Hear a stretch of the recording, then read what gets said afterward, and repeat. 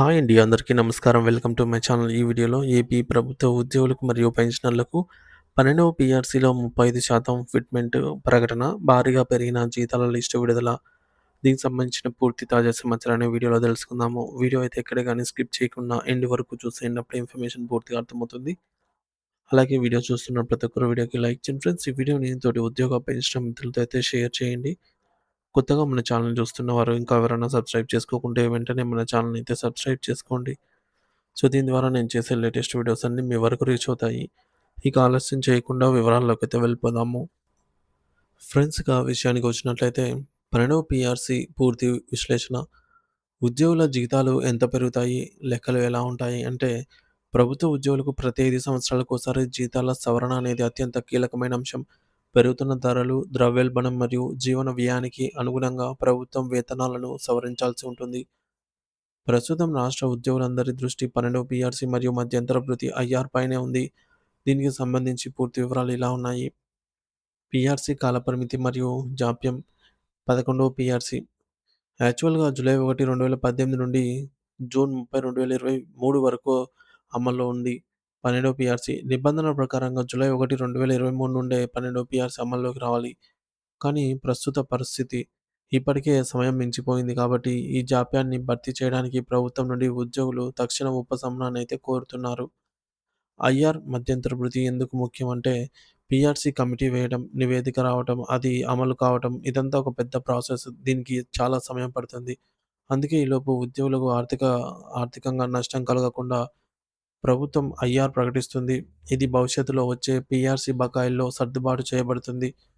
Demand PRC ఆలస్యమవుతున్నందున వెంటనే IR ప్రకటించాలని ఉద్యోగ సంఘాలు బలంగా డిమాండ్ చేస్తున్నాయి. కొత్త జీతం ఎలా లెక్కిస్తారంటే, మీ కొత్త పీఆర్సీ బేసిక్ పే నిర్ణయించడంలో 3 అంశాలు కీలకం. ఇందులో మొదటిది పాత బేసిక్ పే.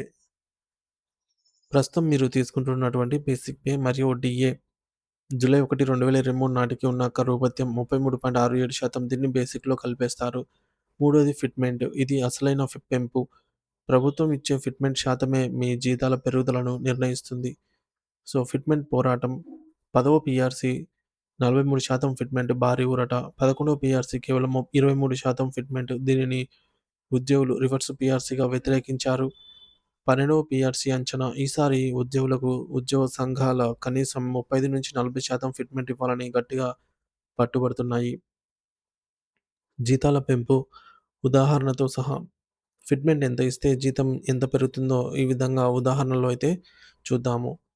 ఉదాహరణ 1 బేసిక్ పే అనేది 20,000 ఉన్నవారికి పాత బేసిక్ పే 20,000 33.67% డీఏ అలాగే కేస్ 1లో 23% ఫిట్‌మెంట్ ఇచ్చారనుకోండి.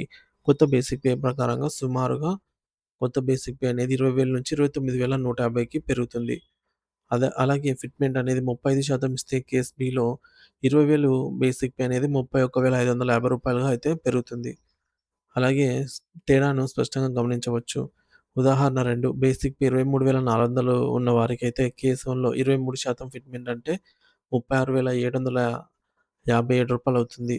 అంటే దీన్ని అడ్జస్ట్‌మెంట్‌లో 36,800కు అడ్జస్ట్ చేస్తారు.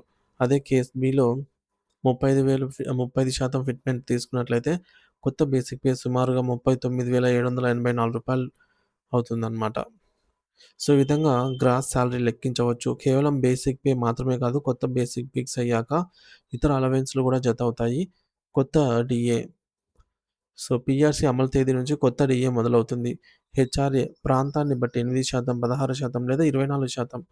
ఇక సీసీఏ సిటీ కాంపెన్సేటర్ అలవెన్స్ ఉదాహరణకు 35% ఫిట్‌మెంట్‌తో కొత్త బేసిక్ పేలో రూ. 39,800 అయితే సో, ఆ కొత్త బేసిక్ పేకి డీఏ 10% తీసుకున్న రూ. 3,980 హెచ్ఆర్ఏ 16% తీసుకున్న రూ. 6,368 సో, మొత్తం జీతం అనేది రూ. 50,148 ప్లస్ ఇతర అలవెన్స్‌లు అనేది వస్తాయన్నమాట.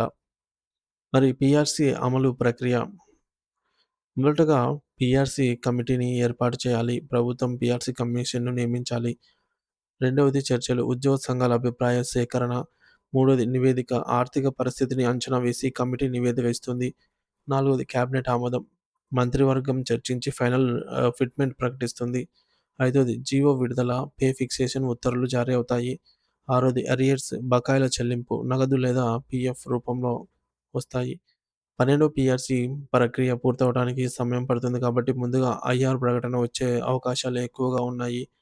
ఈ నెలాఖరులో జరిగే చర్చల్లో ప్రభుత్వం 35-40% వరకు ఫిట్‌మెంట్ అంగీకరిస్తే ఉద్యోగ పెన్షనర్ల కుటుంబాల్లో పండుగ వాతావరణం నెలకొంటుందనే చెప్పవచ్చు.